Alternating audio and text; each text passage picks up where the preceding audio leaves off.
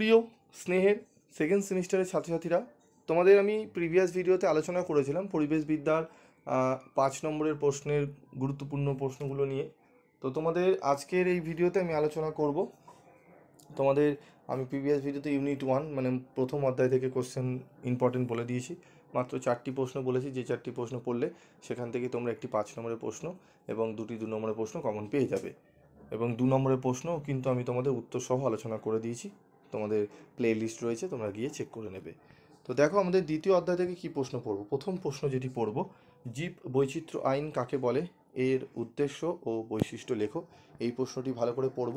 পরিবেশ সংক্রান্ত নিয়মবিধির বাস্তবায়নের ক্ষেত্রে ত্রুটিগুলি লেখো। প্রশ্নটিও গুরুত্বপূর্ণ। পরিবেশ সংক্রান্ত নিয়মবিধির বাস্তবায়নের ক্ষেত্রে সমস্যাগুলি লেখো। পরিবেশ সংক্রান্ত বিভিন্ন যে নিয়ম কানুনগুলি রয়েছে, এই প্রশ্নটি এটি অত্যন্ত গুরুত্বপূর্ণ, 4 নম্বরের প্রশ্নটি। ঠিক আছে, পরিবেশ সংক্রান্ত আইন এবং পরিবেশ সংক্রান্ত যে আইনের যে শ্রেণী বিভাগ রয়েছে না, এই প্রশ্নটি যদি ভালো করে তোমরা করে নাও, একদম এই প্রশ্নটি খুবই গুরুত্বপূর্ণ, কারণ এখান থেকে অনেক ভেঙে ভেঙে প্রশ্ন হয়। ঠিক আছে, তাও আমি আলাদা করে দিয়েছি। পরিবেশ আইনের প্রয়োজনীয়তা লেখো। পরিবেশ সুরক্ষা আইন 1986-র মূল উদ্দেশ্যগুলি লেখো। ঠিক আছে, ভারতীয় সংবিধানে পরিবেশের সুরক্ষা সংক্রান্ত নিয়মগুলি সম্পর্কে লেখো।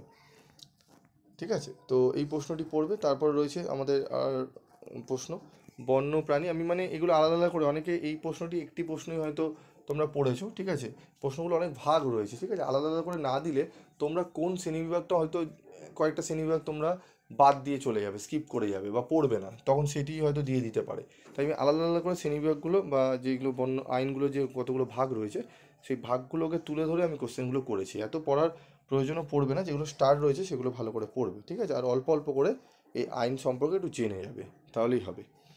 জলদূষণ প্রতিরোধ ও নিয়ন্ত্রণ আইনের মূল বিষয়গুলি লেখো। অরণ্য সংরক্ষণ আইনের মূল বিষয়গুলি লেখো। ঠিক আছে, বায়ু দূষণ প্রতিরোধ ও নিয়ন্ত্রণ আইনের মূল বিষয়গুলি লেখো। প্রশ্নগুলো খুব ইম্পর্টেন্ট প্রশ্ন। ঠিক আছে, এবার এই যে দেখছো 12টা তোমাদের নিয়ম, মানে 12খানা তোমাদের আইন রয়েছে, 12র বেশি রয়েছে। আমি 12টা প্রশ্ন এখানে 7-8টা প্রশ্ন আমি এখানে আইন সংক্রান্ত রেখেছি। এবার আমি যদি এই প্রশ্নটা তোমাদের বলে দিই যে পরিবেশ সুরক্ষা আইন এবং এর শ্রেণীবিভাগ পড়ো, একটি প্রশ্ন হয়ে যাবে, কিন্তু আমি জানি ভেতরে কতটা হিডেন, বা তোমরা পড়তে গেলে বুঝতে পারবে যে আমি হয়তো এই প্রশ্নটা দিয়ে আমি সেফ জোন, আমি সেফ থাকবো। যে আমি এই প্রশ্ন আমি তোমাদের দিয়ে দিলাম যে পরিবেশ সংক্রান্ত আইন কী, শ্রেণীবিভাগ কী, এটা পড়ে যাও, 100% কমন। এই একটা প্রশ্ন পড়লে আমি বলে দিতে পারি, বলবো আমি এই চ্যাপ্টার থেকে একটা মাত্র প্রশ্ন দিয়েছি, কিন্তু ওই একটা প্রশ্নের ভেতরে অনেক অজস্র প্রশ্ন হতে পারে। ঠিক আছে, তা আমি একটা প্রশ্ন দিয়ে সেটা 12খানা প্রশ্নের সমান হয়ে যাবে, কারণ ভেতরে দেখো তোমরা দেখতেই পাচ্ছ পরিবেশ সুরক্ষা আছে। ঠিক আছে, বন্য প্রাণী সুরক্ষা রয়েছে, জলদূষণ প্রতিরোধ নিয়ন্ত্রণ আইন রয়েছে, অরণ্য সংরক্ষণ আইন রয়েছে, বায়ু দূষণ প্রতিরোধ আইন রয়েছে। ঠিক আছে, সমুদ্র জলদূষণ আইন রয়েছে। ঠিক আছে, সমুদ্রের জলের যে দূষণটা হয়। তো এই এতগুলো প্রশ্ন হয়। ঠিক আছে, তাই জন্য আমি আলাদা করে দিয়েছি। তোমাদের দেখতে মনে হবে অনেকগুলো প্রশ্ন, তবে এটাকে আমি যখনই ছোট করে একটা প্রশ্নে আমি ফেলে দেবো, তখন আমার সাজেশনটা ছোট হয়ে যাবে। কিন্তু পড়তে গেলে তোমাদের উত্তরগুলো অনেক বড় বড় করে পড়তে হবে, কারণ প্রত্যেকটা আলাদা করে তোমাকে পড়তে হবে। তোমাদের দিয়ে দিল মূল দিকগুলো আলোচনা করো, উদ্দেশ্য কী, টিকা লেখো, তখন তোমাকে তো সেই পড়তেই হবে। ব্যাপারটা বুঝতে পেরেছো? তাই আমি আলাদা আলাদা করে দিয়েছি। ঠিক আছে, তাই কোশ্চেনের সংখ্যাটা তোমাদের বেশি লাগে। আর তোমরা বলবে আমি এখান থেকে মাত্র 2টো প্রশ্ন দিয়ে দেবো। 2টো প্রশ্ন আমি তোমায় বলেও দিচ্ছি। পরিবেশ সংক্রান্ত আইনকে শ্রেণীবিভাগটা ভালো করে পড়ে নেবে, পরিবেশ আইনের প্রয়োজনীয়তা, আর এখান থেকে তোমরা পড়বে এই প্রথম প্রশ্ন, জীব বৈচিত্র্য আইন। ব্যাস, এই 3টে পড়ে নাও, কমপ্লিট। ঠিক আছে, তো দ্বিতীয় অধ্যায় থেকে তোমরা বুঝতে পারলে তোমাদের কী কী প্রশ্ন ভালো করে পড়তে হবে। এই প্রশ্নগুলো ভালো করে তোমাদের কিন্তু পড়তে হবে। তারপর দেখো রয়েছে শব্দ দূষণ প্রতিরোধ ও নিয়ন্ত্রণ আইন 2000-এর মূল দিকগুলি লেখো। ঠিক আছে, প্রশ্নগুলো ভালো করে কিন্তু তোমাদের পড়তে হবে।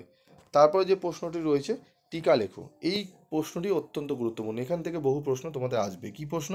টিকা লেখো, Montreal protocol, Kyoto protocol, Stockholm সম্মেলন। এই 3টে অবশ্যই অবশ্যই ভালো করে পড়বে। এই তিনটে শিফটটাকে ঘুরিয়ে ফিরিয়ে তোমাদের দেবে। ঠিক আছে, তোমাদের ফার্স্ট সেমিস্টারে কিন্তু আমি সাজেশানগুলো দিয়েছিলাম, তোমরা চেক করলে বুঝতে পারবে যে প্রত্যেকটা শিফটেই কিন্তু তোমাদের প্রশ্নপত্র তোমাদের কিন্তু মোটামুটি কমন এসেছিলো। হ্যাঁ, 100% বলবো না, কেউই 100% কমন বিজনেস এই পরিবেশবিদ্যায় দেওয়া সম্ভব নয়, তবে 70 থেকে 75%, 80% নাম্বার কিন্তু কমন, তোমাদের প্রশ্ন কিন্তু কমন এসেছিলো। ঠিক আছে, 2-1টা প্রশ্ন আমি বলেছিলাম ঘোরাবে, সেটি ঘুরিয়েছে। তো এই প্রশ্নগুলো ভালো করে যেও। আর আমি তোমাদের মক টেস্ট পেপার একটি দিয়েছি সেট 1-এর, আমি সেট 2 সেট 3-এরও দেবো। এবং তোমাদের 2 নম্বরের প্রশ্নেরও আমি এক এক করে দেবো, তোমরা সেগুলো দেখে নেবে। এবং 5 নম্বরের যারা মনে করছে না স্যার আমি এত অধ্যায়ভিত্তিক পড়তে পারবো না, আমাকে 5 নম্বরে কয়েকটা প্রশ্ন বেছে দিন, সেই প্রশ্নগুলো করে যাব, কমন পেয়ে যাব। আমার 4টে তো 5 নম্বরে করতে হয়, আমার 3টে কমন পেলেই আমার এনাফ, এবং 2 নম্বরে আমার মোটামুটি 7-8টা কমন পেলে আমি হয়ে যাবে। তাহলে অবশ্যই তোমরা এই ভিডিওর ডেসক্রিপশনে আমি একটি ভিডিও লিঙ্ক দিয়ে দিচ্ছি, সেই ভিডিওটি দেখবে। সেখানে 5 নম্বর আমি বেছে দিয়েছি, সেখান থেকেই 2 অনেক কমন পাবে, 5 তো 100% কমন পাবে। আজকের মতো ভিডিওটি শেষ করলাম।